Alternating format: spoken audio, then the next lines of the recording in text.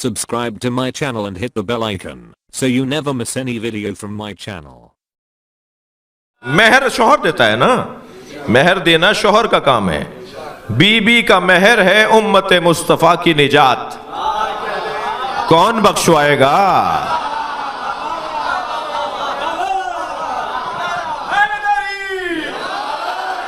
بخشوانے والے کو علی کہا جاتا ہے.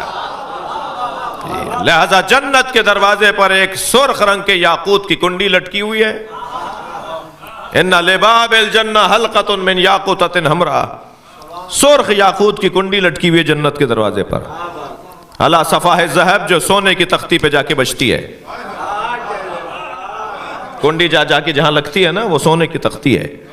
اذا دقت الحلقہ تنت وقالت یا علی یا علی یا علی علی.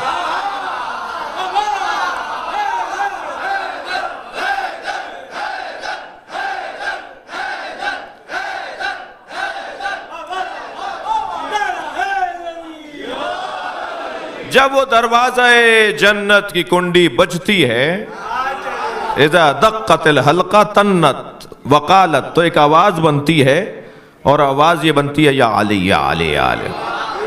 حضرت آیت اللہ جوادی عاملی کہتے ہیں کہ میں نے اپنے استاد علامہ محمد حسین طباطبائی سے پوچھا, استاد جنت کے دروازے پہ علی علی کے صداؤں کا فلسفہ کیا ہے؟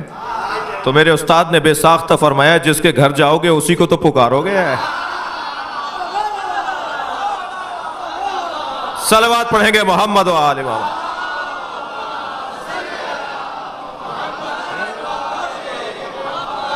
جی, جنت کے دروازے پہ مولا علی کے نام کی آوازیں ہیں. اور جنت میں جب ہوا چلتی ہے نا, تو جو ہوا کی آواز بنتی ہے, آپ کیا گلشن معمار میں تو سر سر کی آوازیں آتی ہیں نا, وہاں سر سر کی آوازیں نہیں, علی علی کی آوازیں ہیں. جنت جنت بخشش کون کروائے گا بھائی؟ کوئی نبی بھی نہیں گزر سکتا جب تک کہ علی نہ لکھ دے. جی, جب تک علی کے ہاتھ کی تحریر نہیں ہوگی کوئی جنت میں نہیں جائے گا. حتیٰ میں اتفاق ہوا نہیں لایا آپ کو, ورنہ آپ کو احادیث یہ ساری پڑھ پڑھ کے سناتا, تمام راویوں کے سند کے ساتھ. عزیزان گرامی, یہ کوئی کم بات نہیں ہے. میں اور آپ تو اس پر ہی اللہ کا شکر ادا کرتے رہیں. یعنی شیعہ کو تو ویسے ہی نماز قضا نہیں کرنی چاہیے, اس ایک بڑی نعمت کے شکرانے کی وجہ سے. یا اللہ, ہم نماز کیسے قضا کریں, تو نے ہمیں علی عطا کیا ہے. ہمارے دلوں میں تو نے علی کی محبت کو رکھا ہے. بہت بڑی نعمت ہے, نعمت عظمیٰ پروردگار ہے, محبت مولا علی علیہ السلام. تھک تو نہیں رہے نا؟